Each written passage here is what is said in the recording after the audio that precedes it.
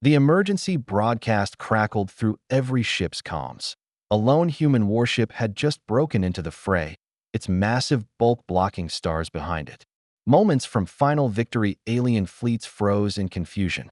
In a beat, the pendulum was upended. Now the known galaxy was caught in a ruinous war that had lasted for nearly a decade, and vast star systems had been torched to the ground and species displaced by the millions in the quest for dominance. The galactic struggle revolved around a vast coalition of alien civilizations: the meticulous Kulvar Empire, the crafty Orisk Union, and the warlike Threk Republic, to name a few. Each of these factions had always been powerful on their own. As one, they were all but unbeatable, more than capable of defeating or subsuming lesser empires with relative ease. Humanity has come out of its spiral arm of the Milky Way with a thud of modest pomp in the early years of this great war. Earth's first diplomats reached cosmic councils desperate to secure an ally, only to find that the galaxy was already caught up in an ever-widening war. To the great powers, humans were a third-rate factor in the universe, neither advanced enough nor numerous enough to alter the balance of power in the cosmos. Humanity's cries for peace drowned as the pressure rose, all but erased by the never-ending arms race. As hostilities expanded, the alliance directed by the Kulvar Emperor Solon XIV continued further into previously sovereign star clusters, extracting tributes or directly annexing worlds. Where negotiation was unsuccessful, orbital bombardment was the result. Fleet after fleet moved up, willing to fight to bring the whole galaxy to heel. The Orisk Union focused on sabotage and infiltration, the Threk Republic on frontal assaults. Together they constituted an irresistible vanguard, methodically crushing any resistance. Humanity, on the edge of the galaxy, was largely forgotten. Earth was a backwater world, with few natural resources and inconsequential colonies. There were efforts from humans releasing pod ships to assist the smaller worlds under attack, and these efforts were commendable, but ultimately futile in the eyes of the galactic community. Indeed, after witnessing the rapid and thorough destruction of humanity's disparate task forces at the hands of the Alliance's main fleets, most alien leaders had assessed humans to be harmless at best. Earth quickly became diplomatically isolated, unable to keep up with any insignificant alliances it had managed with other minor species that similarly lacked influence. Despite the indifference of the galaxy's major powers, there were stories and whispers of secret human research programs and experimental fleets. Rumors persisted that the brightest minds on Earth were working with unique energy weapons powered by odd propulsion tech, and even on advanced AI that could guide their warships with perfect precision. But without direct evidence, these were treated as myths. The Alliance was thoroughly confident in its own superiority. The war, though, took a sudden turn when the coalition targeted a system called Hesperian Theta, an unremarkable, resource-rich region filled with rare metals. The Admiralty of the Alliance believed that by occupying Hesperian Theta, they would seal that last gap in their strategic perimeter and open up an unchallenged route toward the galactic core. Led by the undefeated Orisk fleet Lord Radith, they sent out an armada of carriers, dreadnoughts, and stealth corvettes. Against them was a desperate, motley defense. Two local empires, the Radori and the Zonari, along with the Tethian cosmic survivors, consolidated their remaining starships, trying to repel the Alliance just long enough to allow their populations to evacuate. Neither local defenders nor a single soul in the entirety of the system believed that they stood any chance against the unstoppable might of the combined Kalvar, Orisk, and Threk. Yet they would fight to the last, not eager to leave their worlds without at least blooding the Alliance's nose. In the last hours before the attack, messages from Hesperian Theta bore a grim resignation. The planetary governors and refugee fleets bade their farewell, confident that this region would fall in days. Having destroyed so many in the past, the Alliance's admirals felt both a smug and an impatience. A quick win here would leave them free to address other fronts of war, maintaining the momentum of their conquest. And then, the unimaginable occurred. Long-range sensors detected a sizable object dropping out of hyperspace close to the contested system. Initially, the Alliance forces thought it was just a wayward ship or some battered leftovers from the earlier fighting. But the readings became more and more confounding by the second. The structure was enormous, more so than any human vessel known. But it was its energy signature that spiked beyond normal dreadnought parameters, and all attempts of scanning were foiled by high-end jamming signals. Across the Orsk Union flagship, the bridge officers looked at each other, unsure. Fleet Lord Radith, a stalwart of resolve, was having a knot in his gut, something he was not used to. Ali screamed on the Kulvar carriers about an unidentified warship carrying possibly unknown weaponry. The approach of even threat capital ships halted, sensors reorienting on this new arrival. The tension in the void of space rippled, like every single vessel holding its breath. Human transmissions hissed across broadwave channels, but they bore no demands, no invitations to negotiate. Instead, they just announced, "This is the HSS Tyrant's Bane, flagship of the United Terran Navy. We stand with the free peoples of Hesperian Theta." The message was brief and unequivocal, delivered in several alien tongues to make sure it was understood. Stunned for a moment, the Alliance commanders dismissed the transmission as brazen posturing, until scans indicated the Tyrant's Bane was not a typical cruiser. Its hull was a composite built with advanced energy dispersal layers woven into the alloy matrix. Initial estimates indicated it had the same amount of firepower as at least a wing of smaller capital ships. Even worse, it gave way to the unsettling rumor that humans had found a way to hyper-accelerate their railgun projectiles, achieving beam-like velocity and near impenetrable armor penetration. With no immediate answer, the Alliance forces continued, confident that their numbers were enough. But in the following days, as the Tyrant's Bane weaved into striking position, a shared sense of unease swept through the alien admirals and warlords. They had never prepared for a single human craft to upend their best-laid plans. Though Earth's ship may not single-handedly end the whole conflict, it no doubt meant to test that premise. Hope still flickered amid despair for the defenders on Hesperian Theta. They were galvanized when there was news a Terran vessel had arrived to aid them. In the hallways of battered star bases and subterranean bunkers, the rumor ran like wildfire. The humans are coming. If the Alliance's massive fleets could be shattered or even slowed, maybe mass evacuations could go on.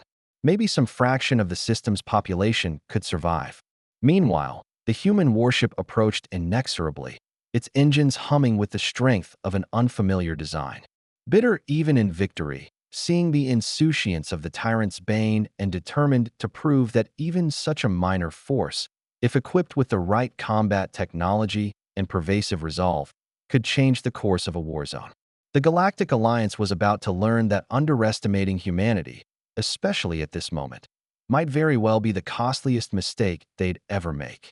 The fight for Hesperian Theta broke out when the Alliance's leading carriers, supported by waves of threat corvettes, launched a massive wave of fighters at the defenders in the early hours of local system time.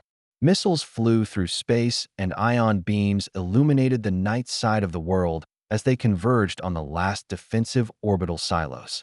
The defenders fought valiantly, but they were outnumbered by the Alliance by a huge margin. One alien craft fell for every two that took its place. In the midst of this chaos, the HSS Tyrant's Bane broke from behind a field of scattered asteroids, pushing its thrusters to the maximum. Passengers on either side gazed, shocked, as the warship sped much faster than any vessel its size had any business being able to. At its core, experimental gravitational distorters redistributed the mass of the ship to execute maneuvers once thought impossible. Its sudden approach surprised the Alliance, forcing them to redeploy fighter wings out of position to face the new threat. On the bridge of the Tyrant's Bane, Captain Naomi Archer stood resolute, barking orders as her sharp eyes scanned the displays. She had devoted her career to analyzing alien tactics, drawing on centuries of registered combat. Now she planned to use Earth's unusual methodology, stealth, misdirection, and when the moment to strike came, an overwhelming, unexpected force. Her initial wasn't to aim for the Alliance's lead carrier, a massive Kulvar dread carrier that had called every one of those fighters down upon the Erdl's spear. "Lock all railgun batteries on that carrier," Captain Archer ordered, "and concentrate disruptor beams on their fighter launch base. Hit them quick. We can wear out their capacity to field reinforcements." Her weapons officer, Lieutenant Silva, began the firing sequence. Massive magnetically propelled slugs slammed the prows of the Tyrant's Bane. In normal circumstances, however, railgun rounds were heavy hitters, but also rather slow. But the new propulsion technology on Earth cranked up muzzle velocity to near relativistic speeds, so those projectiles hit with the force of small meteors. They crashed against the spear's shields, causing a momentary distortion that scrambled every nearby ship's sensor arrays. Simultaneously, the warship's disruptor beams raked across the carrier's hull, cutting into hangar sections and disabling vital fighter launch tubes. Explosions erupted, lighting up the dark with blinding flashes. A chain reaction set off a string of secondary explosions, scrambling the spear's crew to recapture an emergency hold. Distant messages exploded across the Alliance battle network. This single human ship had taken one of their major carriers out of the fight in seconds. It was the first time the alien commanders felt true alarm. Fleet Lord Radith, commanding the Orisk half of the Coalition Armada, immediately responded by directing bomber wings to attack the Terran warship from all sides. The meanwhile shifted the Threk capital ships targeted their artillery cannons, ready to end the Tyrant's Bane in a single volley. The humans had to be kept from running free. With pressure growing ever more intense, Captain Archer's crew remained steadfast. The Tyrant's Bane was disquietingly spry for its bulk, moving without reservation from stance to stance as it blasted its thrusters on careful timings to exploit the Alliance's confusion. Advanced ECM, electronic countermeasures, poured from concealed emitter nodes along the hull, jamming alien targeting systems and scrambling missile guidance. The impulse caused dozens of torpedoes to miss their targets or detonate prematurely. From the battered perspective of the local defenders, the human warship appeared as a paragon of defiance. The Radori and Zonari pilots, who moments before had had no doubt that they were about to be killed, were now attacking more aggressively. With the Erdl's spear badly damaged, the acute threat of a potentially infinite succession of fighter jets abated. Meanwhile, this had given the defenders time to adjust their lines and strike back, picking off Threk corvettes and Orisk frigates that were relying on sheer number of ships. But the alliance was huge, and one human warship and a few local defenders could expect to have a near impossibility on their hands. The alien commanders made swift decisions and assigned orders, entire wings of their ships converging on the Tyrant's Bane, cutting it off from any hope of reinforcements. If they could surround the human vessel, feeding it enough firepower, even human technology as advanced as armor could crack. Swarms of bombers and gunboats approached, launching torpedoes packed with antimatter warheads. The Tyrant's Bane's shields flared to life under the strain, flickering with arcs of energy as they labored to absorb the punishment. Captain Archer, steady as ever, ordered her crew to redistribute power to critical shield quadrants, borrowing energy from less essential systems. The warship groaned from the grueling barrage, hull plating in sections glowing red-hot. The bridge was inundated with damage reports, but the crew soldiered on, unwilling to snap. In the midst of battle, the humans displayed a cunningness like that of no other alien officer. The Tyrant's Bane employed short-range warp bursts, micro-jumps that shifted the ship a few kilometers at a time, rather than conventional broadside tactics. They confused enemy sensors, causing them to re-aim, granting the warship critical seconds to fire off volleys from its railguns. One of those volleys cut through the flank of a Threk battleship and divided it in two with a burst so fiery that debris erupted across the starfield. Reactions from aliens varied from shock to absolute panic. A few Alliance frigates fell back to rejoin heavier ships, not wanting to risk close contact. Others doubled down, using every weapon at their disposal, hoping to deliver a crushing blow. Fleet Lord Radith tried to restore discipline, ordering squads to targeting the human warship's propulsion systems. But Captain Archer had guessed their plan. Freeze firing her own fighters, recently launched from concealed bays down the length of the Tyrant's Bane, to intercept incoming bombers bound for critical thruster arrays. Outside, a hellish ballet of lasers, missiles, and evasive maneuvers swirled. It resembled less of a conventional large-scale test of a fleet and more of sporadic pockets of heated, intimate fighting. Minute after minute, the Tyrant's Bane rained one-sided punishment, as if it had painstakingly prepped for exactly this kind of multi-prong assault. Admirals among them who had been so sure of imminent and unshakable conquest were now putting out panicky updates. Our left flank is collapsing, or we have lost contact with the third wave. For the first time in years, the Alliance was the one on the defensive. By the time of the greatest phone, some Threk warlords even suggested a complete withdrawal, or at least a temporary retreat, in order to re-evaluate their strategies. But the proud Kulvar Emperor Solon XIV, who had hoped this would be his crowning conquest, refused to surrender. Enraged that one human ship did a grand coalition of ships into a stalemate, he ordered the entirety of the Allies' fleet to converge, forcing a desperate and final push. More than 36 cruisers, destroyers, and battleships converged from all sides, saturating the local space with weapons fire. Squeezed between a planet and its rings, the tyrant's bane found itself in a short but intensive fight for its life. The ring's dense field of asteroids provided some concealment, but it also restricted the warship's movements. Captain Archer faced a decision: go into open space to continue the pursuit, or keep precise position so that the Rhine obstructions currently separating the Alliance from its targets would impair its line of sight. She went for a bold combo, threading the massive warship along the ring's path, while outputting specialized clearing charges to carve safe corridors. Ion beams from Kulvar warships burned across the ring's rocks, sending shards of debris spinning out of control. The biggest of the Alliance's arrivals was the Threk battle carrier Sovereign Fury, festooned with cannons able to bombard a planet. The Fury's commanding officer, Warlord Jeth Tarkaz, was nothing if not ruthless, a soldier who had never balked at scuttling entire worlds. Now, he focused his attention on the tyrant's bane with single-minded fury, pouring the energy beam of his vessel into a steady stream that battered the human warship's forward shields. With each impact, the tyrant's bane shook from prow to stern, bucking crew members and fusing several systems. However, even as the Fury pounded on the Terran vessel, something unexpected was occurring on the Orsk front.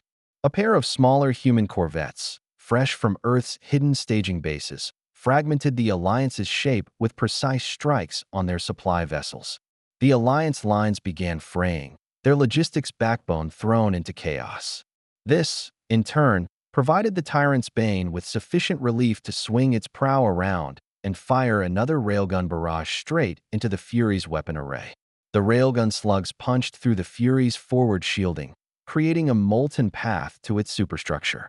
Within minutes, a wave of devastating explosions ripped through the battle carrier's core, necessitating emergency evacuations. Tarkaz's ironclad reputation melted in a fireball instant. This flagship, the iconic ship of the Threk Republic, was a mere whimpering shell now drifting and spewing debris, its death throes visible to every vessel and system. Of course, the sight of the Sovereign Fury going down sent chills of terror throughout the entire Alliance. Morale plummeted. The unstoppable juggernaut they boasted about had taken crippling losses at the hands of one single human ship and a small number of local defenders. Reeling, some alien captains took unilateral calls to withdraw, abandoning exposed wings. Some others did not wish to surrender at all, either out of fear of the vengeance of Emperor Solon or simple anger at the embarrassment of betrayal. The momentum had turned irrefutably. The tyrant's bane was no longer a mere surprise complication.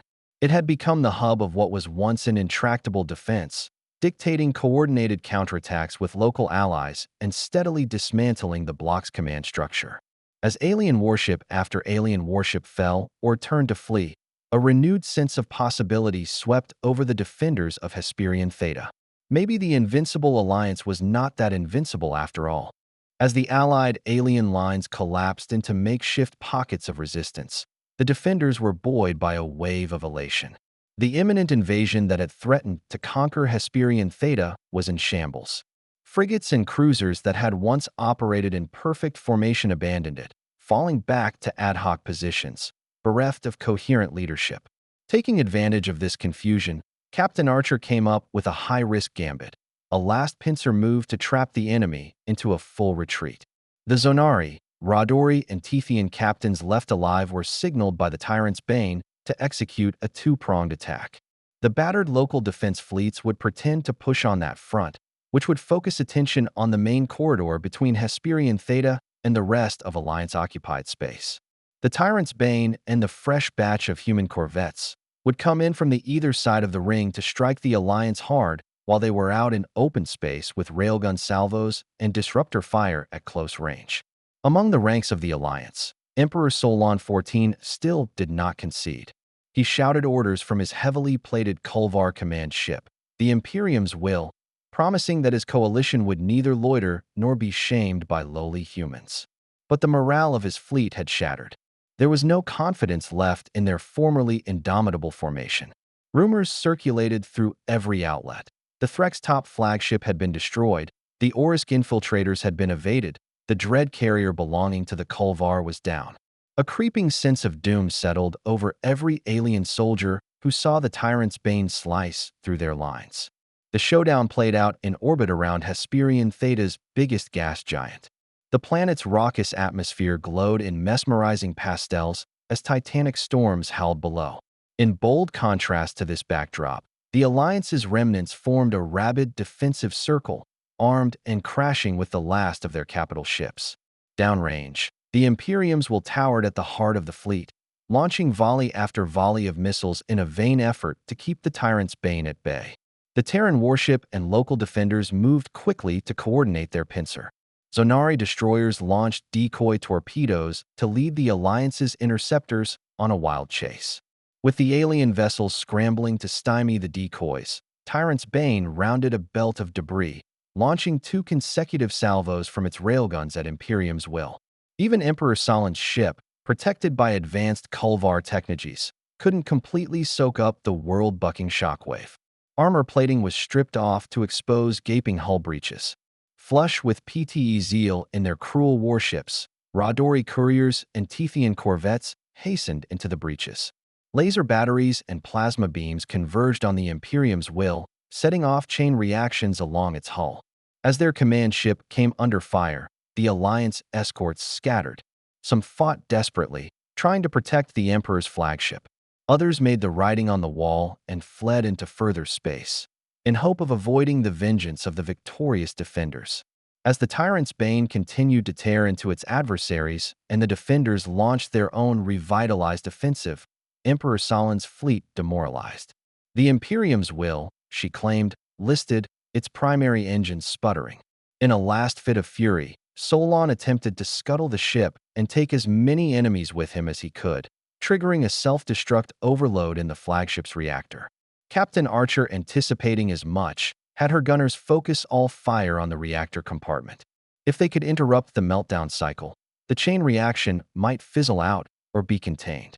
The railguns of the Tyrant's Bane scored a precise hit on the housing of the reactor, short-circuiting the self-destruct sequence in a blinding flash and spray. Some pieces of the flagship's hull broke off in violent explosions, but the catastrophic meltdown never quite came to pass. Instead, the Imperium's Will was shredded into drifting debris, spraying chunks of shredded metal across the orbit of the gas giant. The last stand of Emperor Solon ended with a flash of light that left no sign of his once mighty rule. And with the Alliance's top brass dead, captured, or in flight, there was no one left to mastermind a counterattack among the remaining alien warships. Terrified flotillas broadcast frantic messages requesting ceasefire by either non-existent, privileged signals, or activated emergency warp drives, vanishing into the black of unknown coordinates. The fearsome, indomitable force that had once threatened Hesperian Theta was in ruins, an entire armada shattered by a single piece of human war machine and its allies. In the hours that followed, the battered defenders surveyed the ruins. The orbital platforms had once been on the verge of destruction. Now they sat, battered but functional. Escape pods bobbed around islands of derelict hull, and retrieval crews scrambled to recover survivors, friend and foe alike. For the local civilizations, it was a surreal victory, as if they had witnessed a cosmic miracle. Only hours before, they had resigned themselves to complete destruction. Cheers rang out across the Tyrant's Bane's decks. Crew members embraced each other, tears furrowing streaked faces of sweat and grime. Alarms still beeped loudly, requesting hull repairs and medics. But relief swept through the hallways. They had done the impossible. With Captain Archer somehow keeping her cool, She credited her officers and engineers for remaining focused. She would file a formal report to Earth's High Command later, detailing the events of this historic battle. But for now, there was only gratitude, with an exhausted disbelief. As communications calmed, the beleaguered defenders of Hesperian Theta offered their heartfelt gratitude. A wideband missive from Shara Gavin, Tethian warlord and erstwhile enemy-turned-ally, proclaimed, "You have not only saved our people, you have reshaped the nature of this war. We are prepared to assist humanity in anything that aspires next." The Zonari offered similar sentiments, that they would stand by Earth should further Alliance forces arrive in retaliation. However, the universal reaction was not unanimous. News of the Alliance's crushing defeat would reverberate through the galaxy's strategic councils, far from Hesperian Theta. Other alien empires knew that one Terran warship had crushed the most powerful coalition in memory. Some observers scoffed, hardly believing the rumors. Others sounded alarms, worrying that humans had found a deadly technology that could be deployed anywhere. The currents of politics started to change as fast as cosmic tides. In the broad context of the war, the battle for Hesperian Theta was simply one star system in a universe of warfare. But the shockwaves it triggered would reverberate through every familiar sector. Humanity could no longer be dismissed as a footnote, a curiosity in the galaxy's ledger of powers. Their only warship had shown it could take down entire fleets, shattering decade-old theories about power and strategy. If Earth had more vessels based on the same design, and many suspected she did, the entire outcome of the war might depend on how soon they could be brought into service. For now, however, the battered starfields above Hesperian Theta were still. Other pieces of debris floated in zero gravity, remnants of the Titanic confrontation. The local populations, previously dispersed in despair, crawled out of bunkers and subterranean shelters, their faces bright with a combination of astonishment and relief. Medics rushed aboard the Tyrant's Bane to tend to the wounded. Engineers poured over every deck to patch holes and repair critical systems. Captain Archer paused for a moment, breathing in the scene of sparkling stars through the heavy window panes of her bridge. They had fought not only for Earth, but for every weaker power blotted out by the galaxy's greatest powers. As the dust started to settle in the last transmissions of that day, one truth remained clear. The battlefield had been irrevocably altered by the magnificent intervention of the Tyrant's Bane. The ripples of this historic victory would be felt across the galaxy, rekindling alliances, grudges, and new hopes in parts of the galaxy admittedly still unaware of humanity's sudden ascendancy. News of the Alliance's annihilation at Hesperian Theta traveled at light speed across interstellar networks.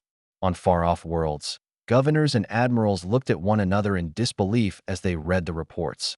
A single human warship had engineered victory over fleets thought to be unbeatable just days before.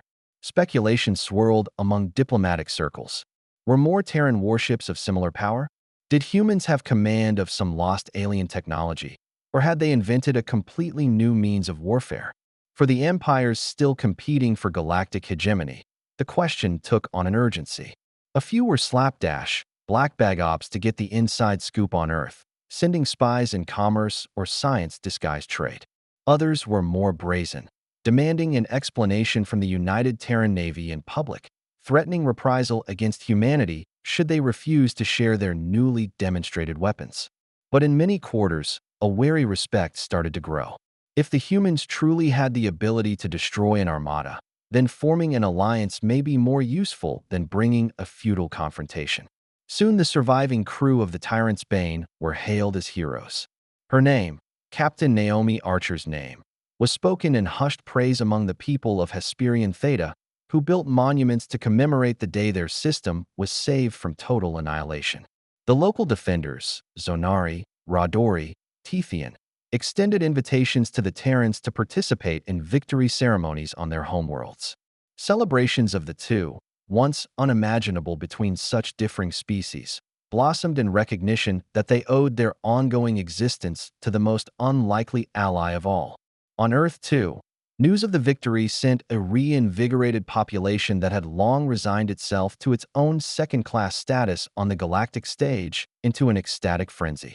Where humans had once been beaten back and mired in the haze of planters and empire discoverers with magic technology their young minds could not comprehend, they had been shown that even the largest-scale wars could be won with ingenuity and resourcefulness. The recruitment offices of the United Terran Navy were filled with volunteers ready and willing to serve on recently commissioned warships they believed were in the pipe to be built. Politicians wrangled over how to best exploit this victory. Should humanity press onward, where some regions are still faltering, earning sanctuary and powerful allies, or should they use their lofty status to negotiate a peace treaty? Amid its torn shambles, fragmented enclaves attempted to renegotiate under new leadership.